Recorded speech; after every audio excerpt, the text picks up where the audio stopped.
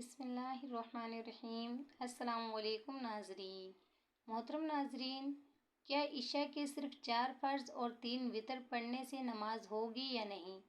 اگر آپ سفر میں ہیں یا حضر میں تو نماز کتنی اور کیسے پڑھنی چاہیے، یہ جاننے کے لیے ویڈیو کو مکمل دیکھیے گا۔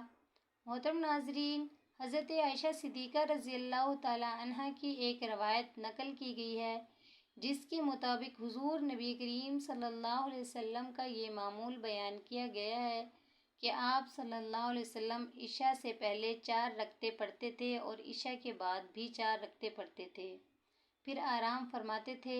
ناظرین، اگر عشاء کی نماز میں سنتیں اور نفل نہ پڑھیں، چھوڑ دیں تھکاوٹ کی وجہ سے، تو کیا گناہ گار ہوں گے؟ عشاء کی نماز میں 4 فرض اور 3 وتر پڑھنا یہ کیسا ہے؟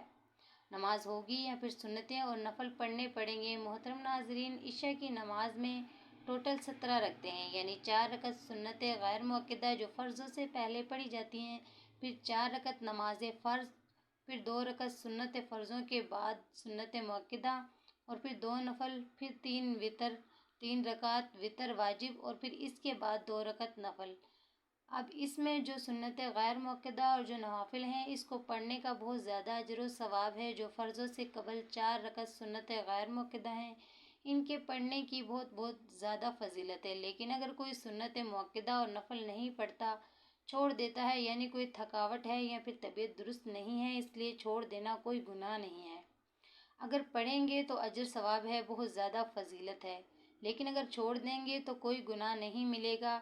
عشاء کی نماز میں ضروری ہے کہ وہ یہ ہیں 4 رکعت فرض جن کا ادا کرنا لازم ہے، ضروری ہے، پھر فرضوں کے بعد 2 رکعت سنت مؤکدہ۔ دیکھیں، سنت مؤکدہ جو ہیں یہ بہت ضروری ہیں۔ اگر کوئی شخص بغیر کسی عذر کے سنت مؤکدہ کو ترک کر دیتا ہے تو اس کے بارے میں علماء اکرام بیان فرماتے ہیں کہ ایسا شخص قابل ملامت ہے، اور ایسے شخص کے بارے میں خطرہ ہے کہ وہ شخص قیامت کے دن نبی کریم صلی اللہ علیہ وسلم کی شفاعت سے محروم نہ رہ جائے۔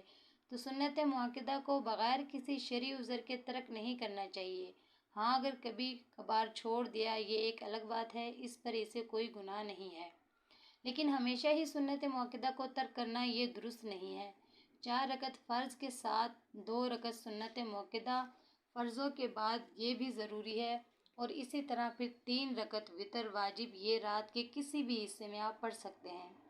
پوری رات میں یعنی صبح طلوع فجر سے پہلے آپ 3 رکعت وتر واجب پڑھیں گے، یعنی تہجد کے بعد بھی پڑھ سکتے ہیں۔ تو یہ ضروری ہے کہ 4 رکعت فرض، پھر 2 رکعت سنت مؤکدہ فرضوں کے بعد، اور اس کے بعد پھر 3 رکعت وتر واجب، یہ رات کے کسی بھی حصے میں آپ پڑھ سکتے ہیں یا اسی وقت آپ پڑھ سکتے ہیں، تو یہ ضروری ہے، ان کا ادا کرنا بہت ضروری ہے۔ اب ایسا تو نہیں ہے کہ اگر کوئی شخص تھکا ہوا ہے یا اس کی طبیعت درست نہیں ہے، اگر وہ یہ سمجھتا ہے کہ 17 رکعتیں پڑھوں گا تو ہی نماز ہوگی، اور اس وجہ سے وہ غفلت کر جاتا ہے اور پھر وہ فرض اور واجب چھوڑ دیتا ہے، تو یہ درست نہیں ہے۔ اگر طبیعت درست نہیں ہے، تھکاوٹ ہے، آپ 4 فرض، 2 رکعت سنت مؤکدہ اور 3 رکعت وتر واجب پڑھ لیں تو اس طرح بھی آپ کی نماز ہو جائے گی۔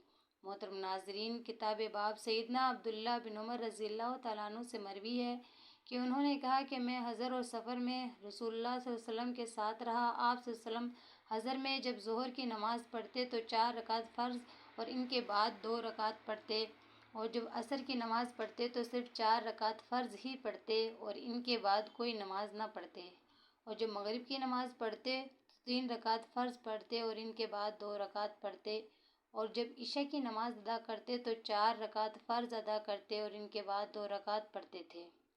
اور میں سفر میں آپ کے ساتھ رہا تو آپ جب ظہر کی نماز پڑھتے تو 2 رکعت فرض پڑھتے اور ان کے بعد بھی 2 رکعت پڑھتے تھے، اور جب عصر کی نماز پڑھتے تو صرف 2 رکعت پڑھتے، ان کے بعد کوئی نماز نہ پڑھتے، اور جب مغرب کی نماز پڑھتے تو 3 رکعت فرض پڑھتے اور ان کے بعد 2 رکعت پڑھتے تھے، اور کہا یہ نماز مغرب دن کے وتر ہیں جن کے ساتھ دن ختم ہو جاتا ہے اور رات کا آغاز ہوتا ہے، اور جب عشاء کی نماز پڑھتے تو 2 رکعت پڑھتے اور ان کے بعد بھی 2 رکعت پڑھتے تھے۔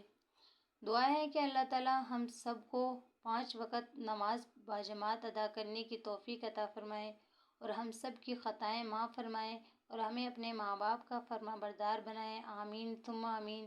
ناظرین، کمنٹ میں اللہ تعالیٰ کے 99 ناموں میں سے ایک نام ضرور ٹائپ کریں۔